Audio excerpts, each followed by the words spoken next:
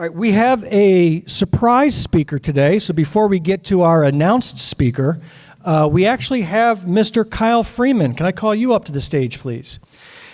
Kyle Freeman comes to us from Columbia, and he has announced, you know what, I'll let him say what he has announced.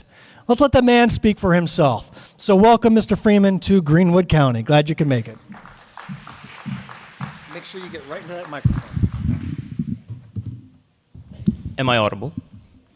Yes. My name is Kyle Freeman. I'm 35. I've been working in logistics for the past 14 years or so, and I want to be your next United States Senator. I'm going to be going against Lindsay Graham in 2026. It's kind of serendipitous that you played the video about Jimmy Carter today, and specifically that he didn't tell a lie. My father was a pathological liar, which had its issues and its difficulties, but it allows me to see straight through people like Donald Trump. His weird narcissisms and all of that, I recognize it. And after he passed, and he was no longer there to defend those lies, I made a decision that I wasn't going to be like that, and that I was going to be as honest and truthful as I possibly can, and my life has been improving ever since. And so I want to be a politician that doesn't lie, that tells the truth regardless of the circumstances. So it's kind of serendipitous that you played the video of Jimmy Carter today, because I want to follow in those footsteps, and I want to be able to honestly look back on my career and say that I never lied. But this is inspiring, coming out here and seeing you all participating in the process. To quote Jon Stewart, he says, "The job of making the world resemble one in which you want to live is a lunch pail job, day in and day out, where people knock and pound on closed doors and grind away until they get a result, and then people have to stay there to make sure that result holds."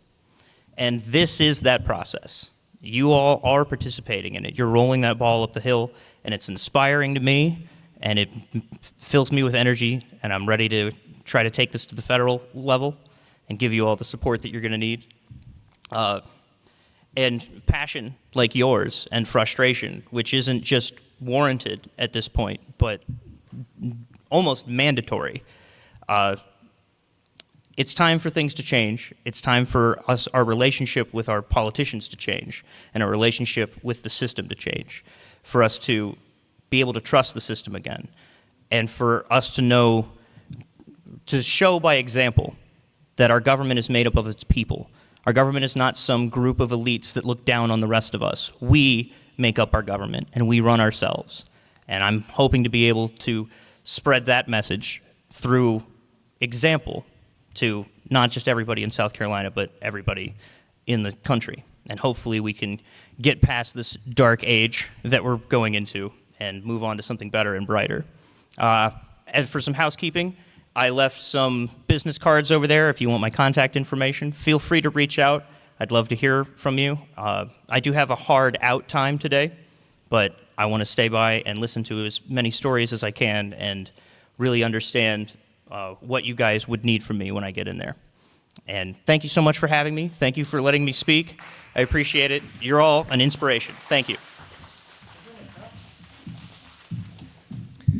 We will be sure to have Kyle back at some point for a lengthier opportunity to hear from him and get him formally on the agenda, ask questions as he gets his campaign off the ground. But that was a very fun surprise to have, so thank you. It's not every day we have Senate candidates stopping in to say hey. So we're glad you made it to Greenwood, Kyle.